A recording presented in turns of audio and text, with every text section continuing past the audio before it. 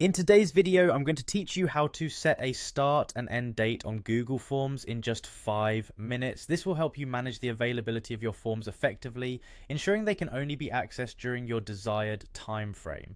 Let's jump right in. First things first, you'll need to head over to Google Drive. This is where all your Google Docs, Sheets and Forms are stored. It's like the central hub for all your Google related activities.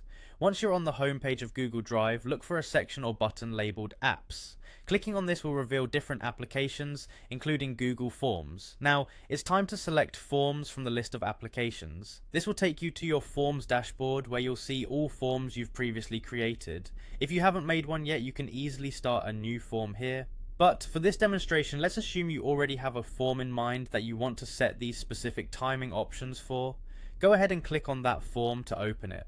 Once your selected form is open, direct your attention to the top right corner. There, you'll find a puzzle piece icon representing add-ons. Clicking on this will open a window showing various add-ons you can integrate with your Google form to enhance its functionality. Now we need a specific add-on called Timer for Google Forms, TM. Locate it within the add-ons window and click on it.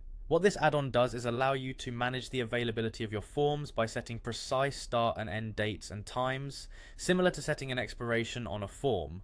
Next, ensure you're signed into your Google account. This step is crucial because the add-on won't function properly if you're not logged in. Signing in also ensures your preferences are saved and synced across your devices. After signing in, you'll be ready to set the timer. Go ahead and input your preferred start date and time, as well as the end date and time.